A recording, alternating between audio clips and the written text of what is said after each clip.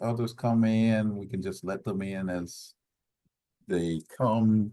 We'll let them in, but we're gonna go ahead and start this right now. So this is the consent decree Roman Court upsizing sewer project. We're gonna tell you a little bit about the upcoming project, what to expect during construction during this project within your community. Next slide, please. So, good evening, everybody. I'm going to extend a warm welcome to everyone. All of you that have taken a minute to, out of your busy evening, myself, I was cooking to join this meeting, learn more about Roman Court and what to expect during the construction of this project in your neighborhood. We're going to bring you different individuals throughout to tell you more about the project. Next slide, please. I also would like to acknowledge the district commissioners whose district this project is in. District 4 Commissioner Shakara Johnson and Super District 7 Commissioner Ladina Bolton. I don't think we have them with us tonight. And I also want to acknowledge Brother Williams.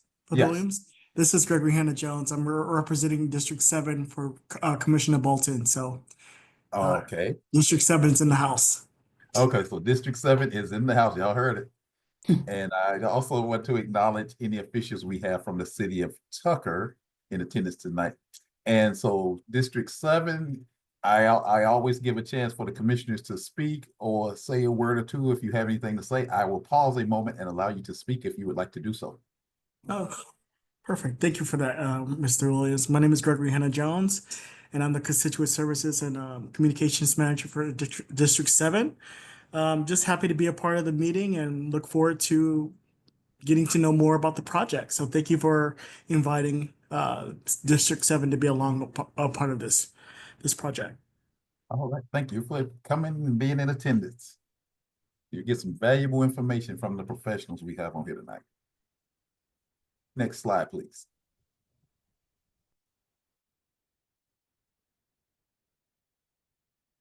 Next slide. Uh-oh, we lost the presentation. I see everybody. I don't see this presentation up no more. Exactly. 1 second.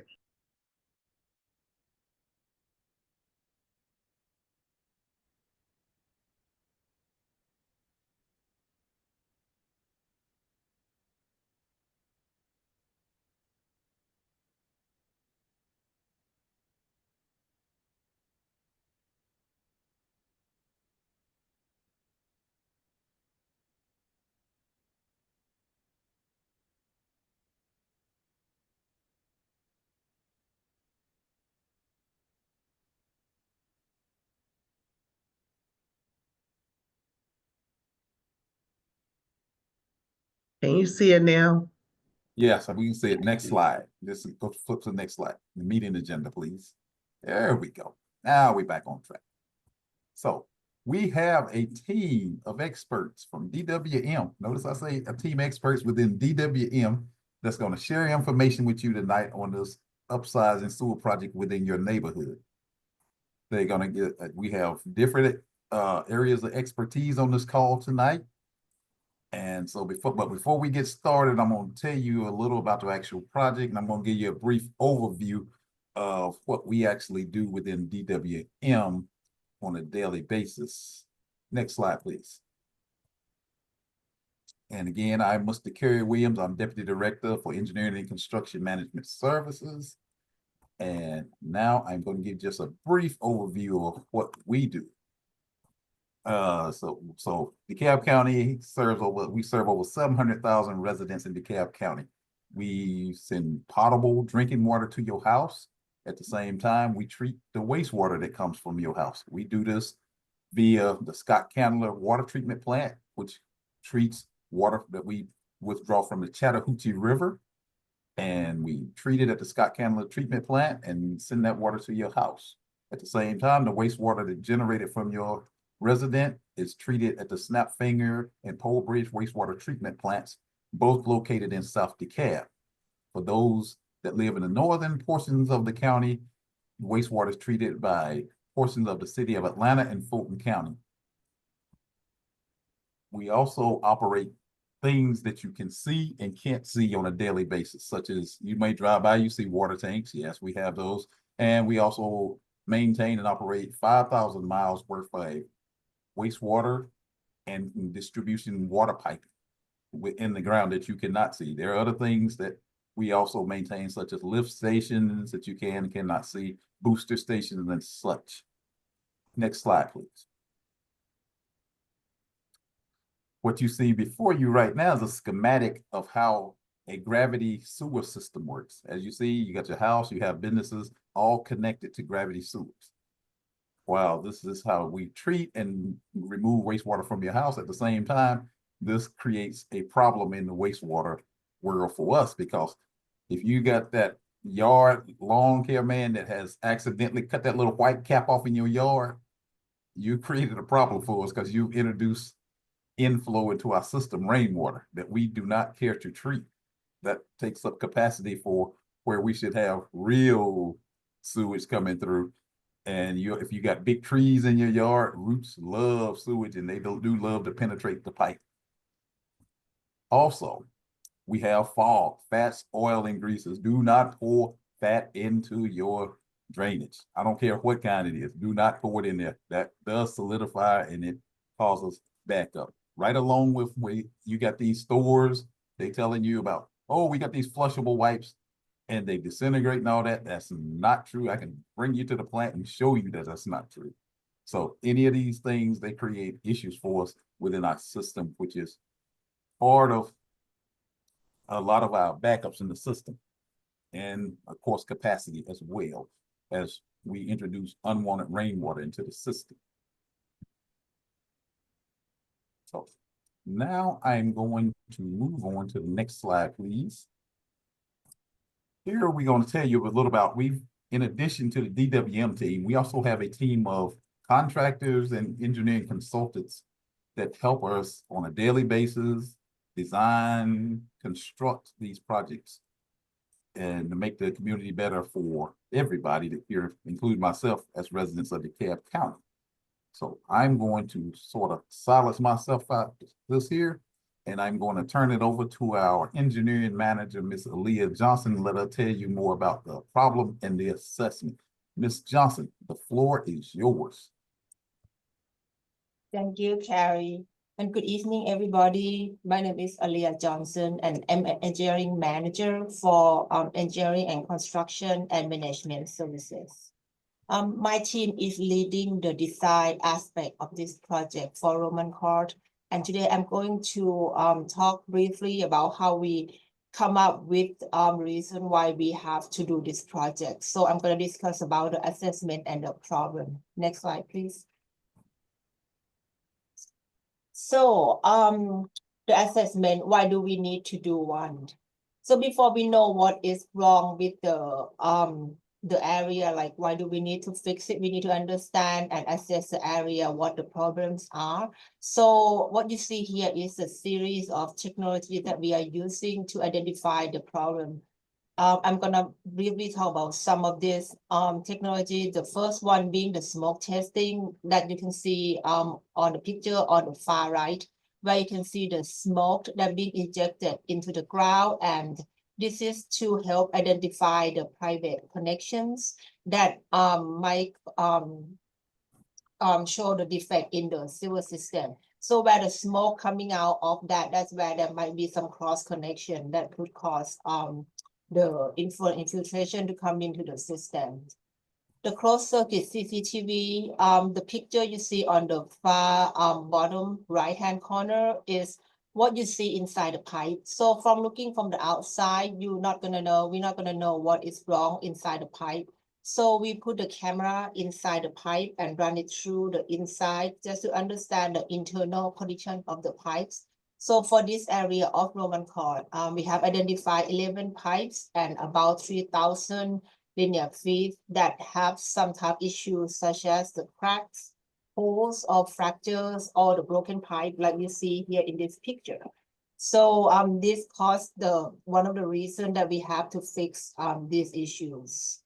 Some of the structural condition assessments, this is some of the low hanging fruit, something that you can visually see, such as the lateral clean out cap that in the front yard. If it's missing, we can quickly replace that, and also the manhole lid. The vented manhole lid that can allow for any inflow to come in, we can replace that with a solid tile lid. The hydraulic modeling, this one is pretty much the most important for this project. Basically, this technology we are using just to understand if the pipe or the silver pipe we have in the system right now have sufficient capacity for any future development or not. So we put the information into the model and run it just to see if the pipe need to be replaced with a bigger size pipe. And with that, after we have to perform the assessment, we have identified the problems. The next slide, please. So after the assessment, here are some of the problems that we found. So the SSO stands for the sanitary sewer overflow. In this area, we have, based on the historical record, we have 15 wet weather related spill, meaning when it's rain. So since 2017, we have 15 record of that. And the most recent one just happened earlier this year in February, on February 13. And that rain event is approximately a 2-year recurrent of the intensity of the rainfalls. And also some other problems that we have identified in this area. The first one, what we call the priority fixed list, or in short PFL. As you may heard of, that DeKalb County is under the consent decree by the EPA and EPD. So they require us to fix the area that have urgent or more priority than others. So Roman Court have 2 specific area at this address, showing right here on the slide, that we have that the EPA have identified as being need to be fixed on the urgent basis, and they require us to have to fix that under the certain deadline. And what we found next in this area is the aging infrastructure. So just like any other infrastructure at all, it's outside of mine. So the sewer in this area have been installed for over 70 years old. So because of the old age, the condition of the pipe is not in a good condition, so they need to be replaced regardless. The lack of capacity is one of the issues. I did mention that we use the modeling to identify that the pipe in this area do need to be increased in size to be able to handle any future development. And last but not least is the operational efficiencies. That means the sewer that is currently in the system right now may have some certain conditions such as crack, or it might not be installed correctly to begin with. And it have been causing the issues all along. So this is the time to correct these issues, and some issues that related to operational, such as the grease or the wires that could block the system. And with that, I'm going to turn. Oh, could I interrupt just for a minute? Yes, I'm sort of rude right now. I'm going to interrupt because I see that Commissioner Bolton has joined the meeting. So I want to stop right for a second and give Commissioner Bolton a chance to say a word or two if she would like to. Commissioner Bolton, the floor is yours if you would like to say anything. Oh, thank you, Mr. Williams. I appreciate that. No, I appreciate being invited to this meeting. I know that being able to track these improvements in the community is really important. We had some conversations about it today, and so I'm just here to learn. I'm here to listen to you guys and see where we are and make sure that I keep the community informed. But thank you so much for allowing me the opportunity to speak. Thank you, Commissioner Bolton. And as always, we are always upstairs for you to address any issues you may have regarding engineering and construction on any projects at any time. 3rd floor. All right, Aaliyah, I'm gonna turn it back over to you. Okay, thank you and welcome, Commissioner Bolton. And with that, I'm going to turn the presentation over to Ms. Cassandra Marshall, Assistant Director over the CIP, to discuss about the solution. Thank you, Aaliyah. Good evening. My name is Cassandra Marshall. I'm the Assistant Director of Watershed Management, $4.2 billion CIP program. Aaliyah just spoke about the problem, and now I will speak about the solution. Next slide. Again, I'm responsible for overseeing Watershed CIP program. So what is a CIP? It can simply be a project that helps maintain or improve an asset. It can either be new construction, renovation, or an expansion of an existing infrastructure. Earlier this year, the Board of Commissioners approved a new CIP program for $4.2 billion for projects to be completed from 2025 to 2035.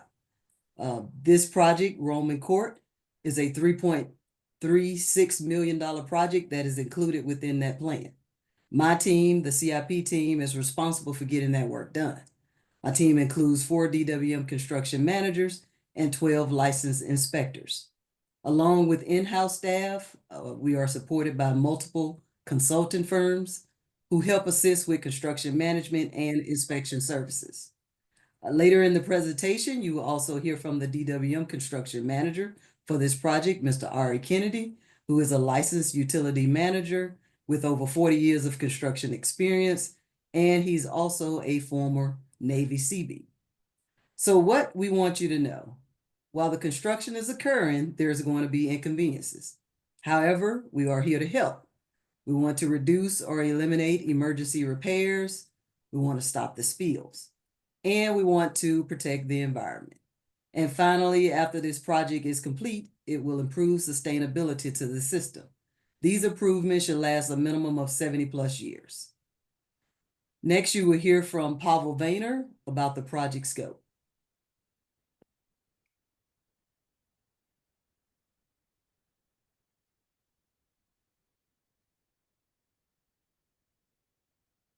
Pavel, I believe you're on mute if you're talking.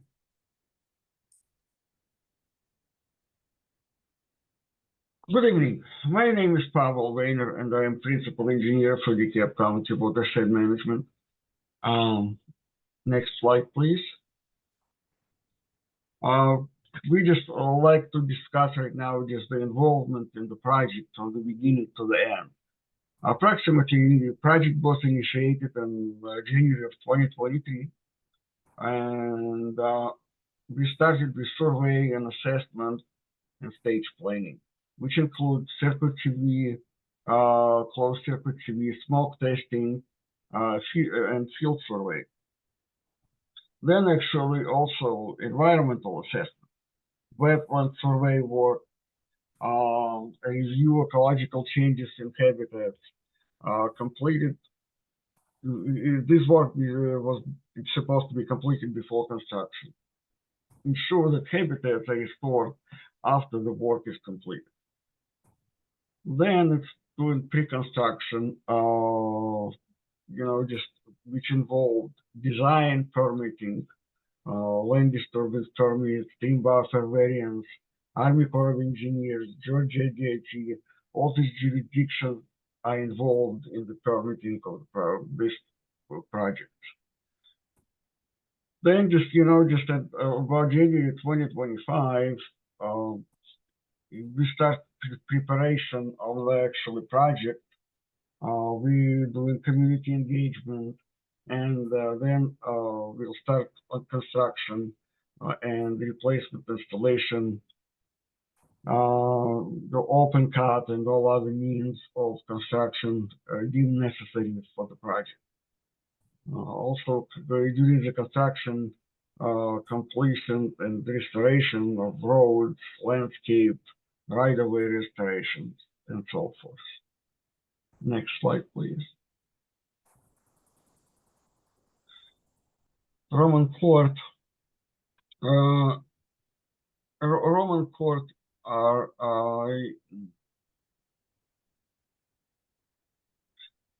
Roman Court upsizing. Plan work includes about 630 linear feet of open cut method and about 1,869 feet of 8-inch line pipe bursting from 8-inch to 12-inch. Then it's approximately 744 linear feet of 10 inch to 12 inch. It will be HDPE pipe and 148 feet of 16 inch jack and bore. Most of the installation will be performed by pipe bursting, with a small 630 linear feet will be conventional open cut excavation method. We'll also use bypass sewer flows around the sections of construction. Next slide, please. Now I would like to introduce you to Ari Kennedy, our construction project manager. Thank you, Pavo, and good evening, Roman Court. Next slide, please.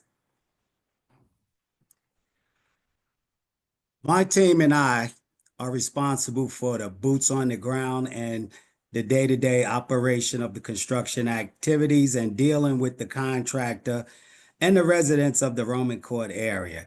This will ensure, but not limited to, erosion control, ensuring that it's in place, the proper installation of the pipe, customers' complaint coordination with the different municipalities, ensuring traffic control is maintained, and at all times adhering to the safety measures. And the picture you see to the right is the actual restoration and the level that DWM takes serious in the neighborhoods. This restoration was done in the Stonecrest area and in concert with our contractors. Again, this is the type of restoration that we have and will perform. Next slide, please. As Pavo mentioned, the two types of method that we're going to use in this project is the open cut method, which is to the left. And basically, we're opening up the ground to install a new pipe. The second, which is the majority of this project and most trenchless method, is the pipe burst. And I want to stress that at times to the neighbors, there's going to be inconveniences. At times, there's also going to be noise, even to the degree of loud noise. And depending on where we're at in the project, if we fall behind schedule, we may even grant the contractor to work on some Saturdays. Next slide, please. The community meeting, of course, is tonight. Tentatively, we want to start the mobilization, site preparation, staking, surveying in the next couple of days. Sometimes in July, construction itself with machines on the ground will start. Around August, the jack and bore process in the Brockett Road area will start. And around the April 26 timeframe, we should be finalizing the restoration. And hopefully we'll have a final completion date of May 2026. Next slide, please. And as you see, the picture to the left is a typical construction sites, and the limits of construction is already staked out, and we have the silk fence, the road in place. And the picture to the right is the same area once the restoration is completed. Next slide, please. Now I'm going to turn it back over to Ms. Cassandra Marshall, and thank you.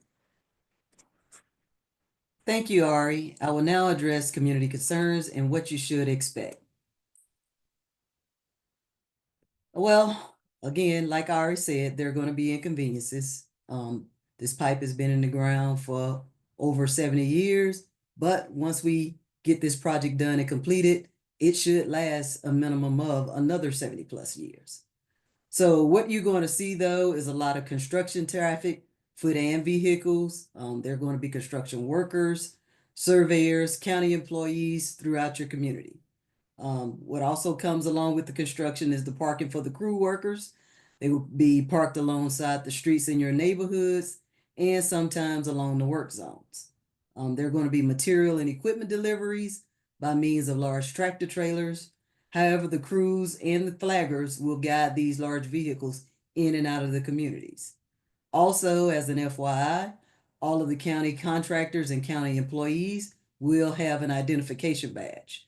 This is a security measure, so you know that the person in your neighborhood is someone doing work for the county. There's going to be noise, such as the backup alarms and the bypass pumps. This photo is an actual photo of bypass pumps set up on a job site.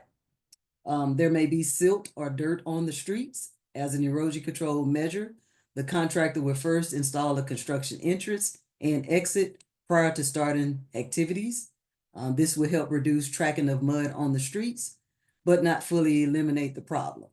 And if mud is tracked on the street, the contractor will be responsible for keeping the streets clean and swept daily. Our work hours vary based on the location of where the crews are working.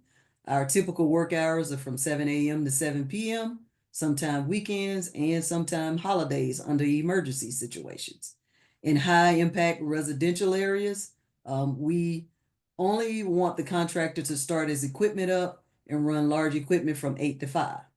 And lastly, there will be a clear delineation of the work zone. This is usually just shown by installing silt fence along the temporary or permanent easement and along ingress and egress areas. Next slide. So community awareness. The sign at the bottom left of your screen is an example of the sign we require our contractors to install prior to starting work in the area.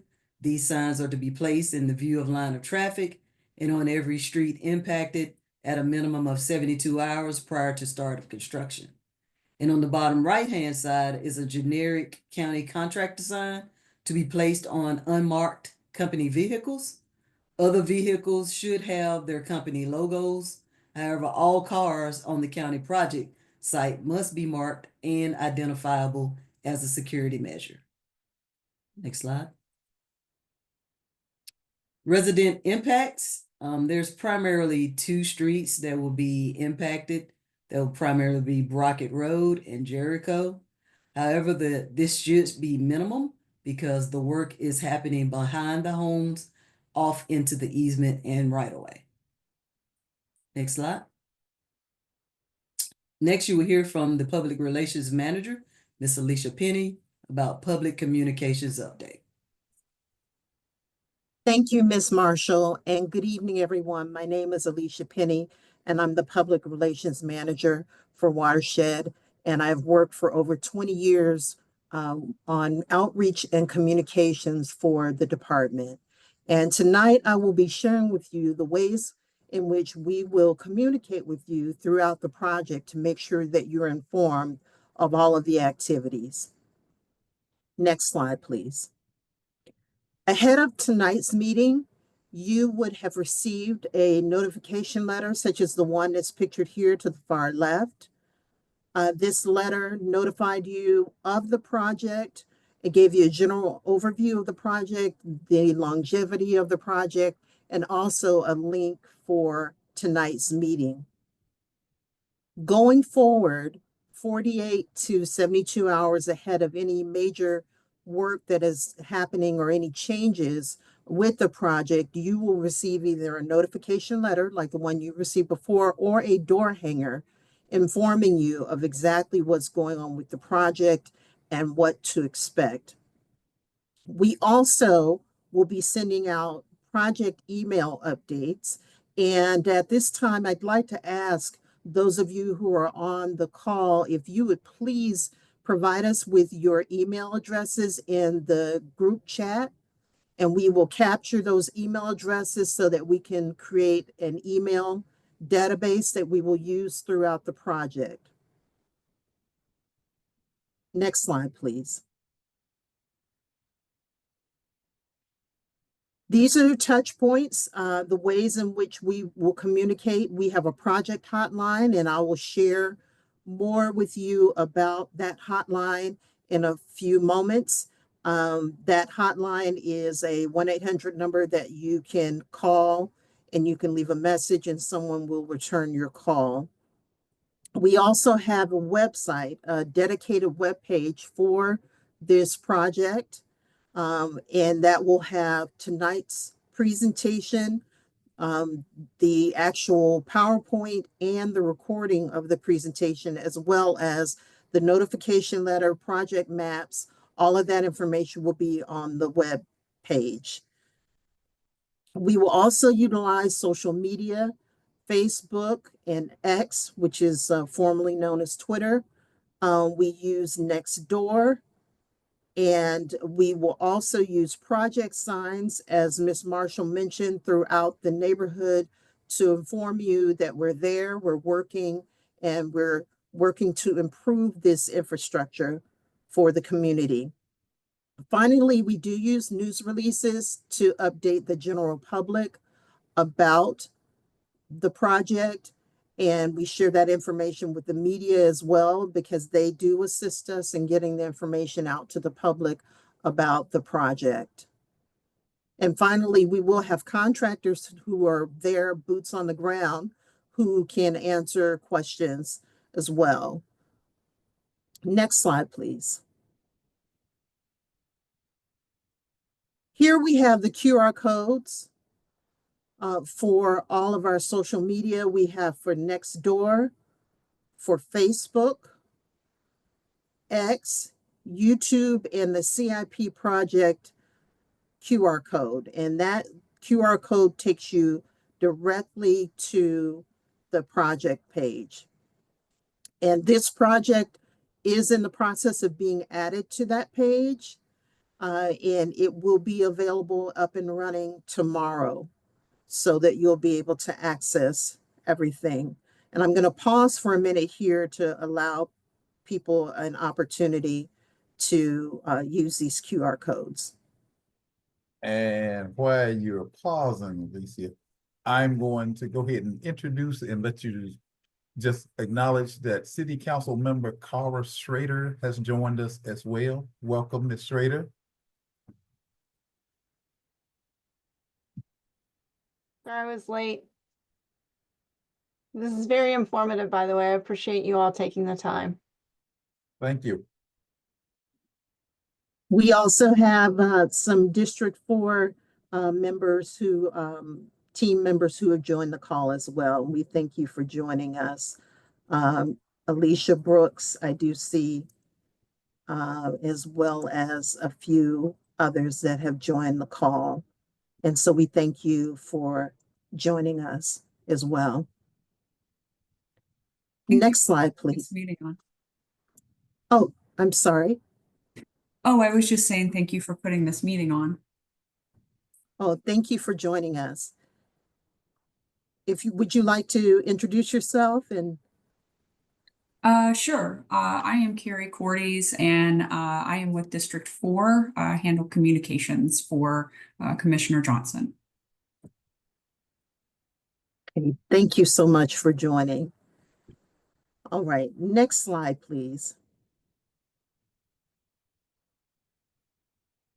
Okay, I mentioned earlier about the project information line. It is a 1-800 number, as well as an email address that you can reach out to us if you have questions about the project. Also, key individuals related to the project are also listed here. We have our construction manager, our assistant director, our project manager, and others who are listed here with their email addresses and phone numbers.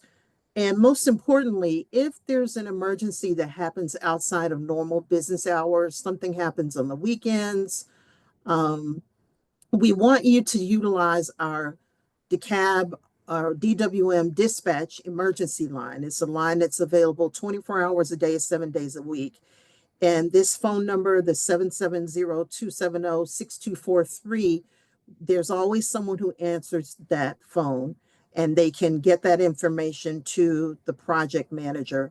Also, if you send an email, that is manned 24 hours, 7 days a week as well.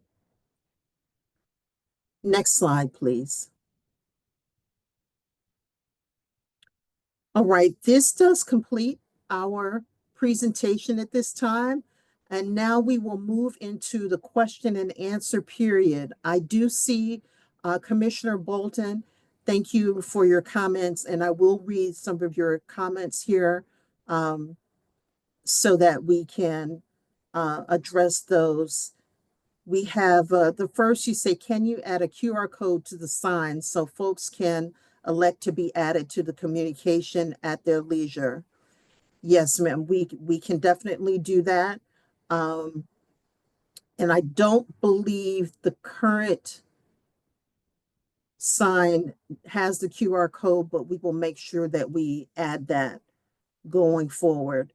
I appreciate the addition of the door hangers and letters. Will you continue quarterly updates via door hangers and letters for those that do not use social media? Yes, we will do that.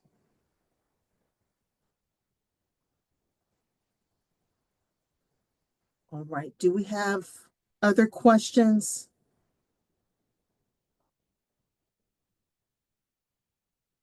Ms. Schroeder, I do see your message. We will send you, yes, I will send you a copy of this PowerPoint. Thank you. So that you can share it with your constituents as well. And it will be posted on the webpage. Wonderful.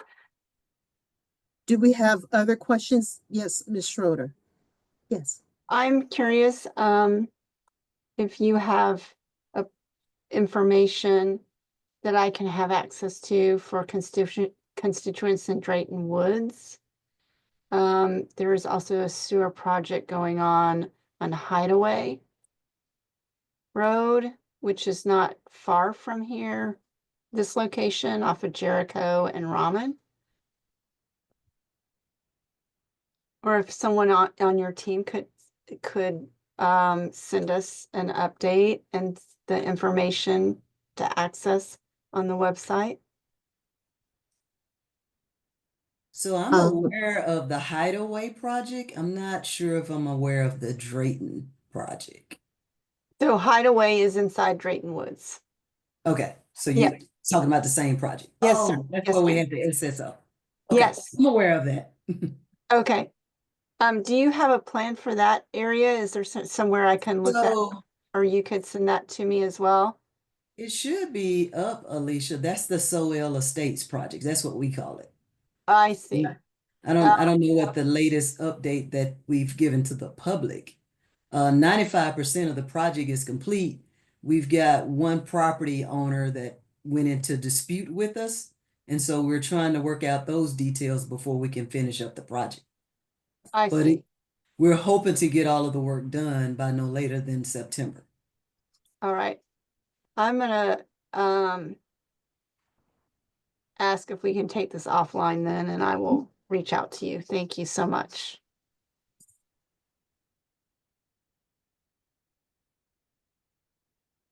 So I have another question if we're still taking questions. This is District 7 Commissioner Bolton.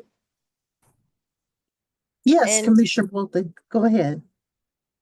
My question is with respect to how we track constituent concerns. One of the major questions that we get or the emails that we often get is the responsiveness, even though there might be phone numbers or emails or platforms where they can put their concerns. They continually have to email the commissioners because nobody's responding to whatever their requests are.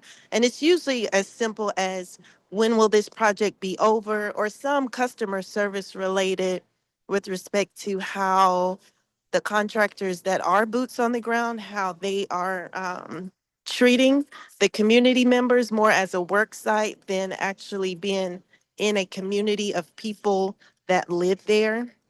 And so is there a frequency that you guys respond to those concerns, so that when they do reach out to us, we can tell them when they can expect to hear from someone? Yes, ma'am. If they reach out to the project information line, they should expect a return phone call or email within 24 to 48 hours. And we are tracking all of any inquiries that come through the project information line by email or phone call. Those are all tracked so that we have exact times and dates when we receive those messages.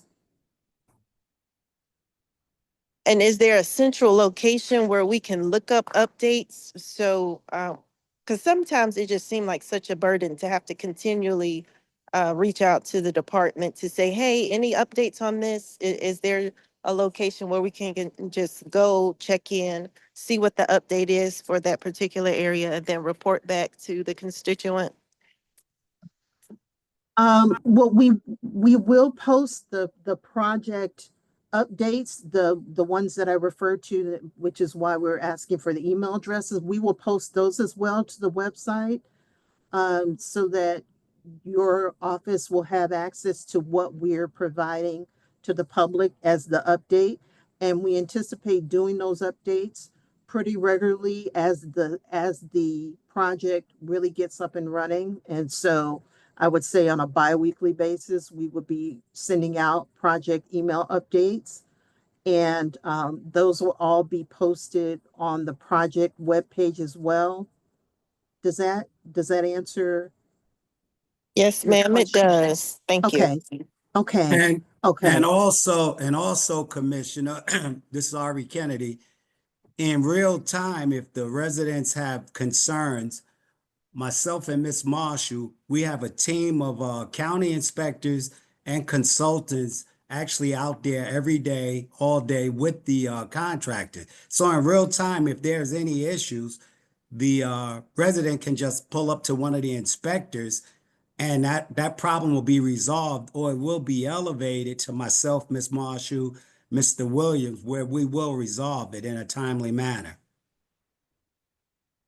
Wonderful, thank you.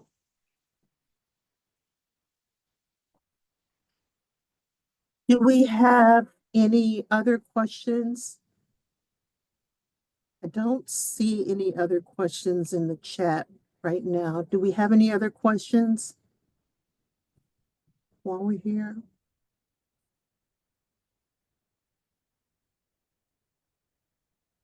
Okay, Mr. Williams, I don't see any other questions in the chat at this time. Oh, I guess that means we did a fairly decent job of explaining it for right now. We'll be providing updates. So again, I want to thank everybody for attending the Roman Court Sewer Upsizing Project Community Information Meeting. And as Ms. Penny has told you and Mr. Kennedy, there will be updates, frequent updates, so you'll be abreast and aware of what's going on this project. And if you have any questions, of course, you have the QR codes right there. You have the numbers that have been provided. And I'm pretty sure, I think they're going to post this presentation somewhere as well.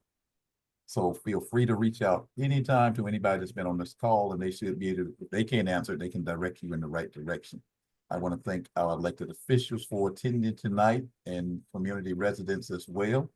We enjoyed this, and this is one of the biggest turnouts we've had on one of these meetings. So thank all you residents for taking some time out your evening to visit with us. And we're going to make this smooth and try to get it done as quickly as possible. And so bear with us as we improve the infrastructure here in DeKalb County. So I want to thank everybody and have a good night. Thank you. Thank you.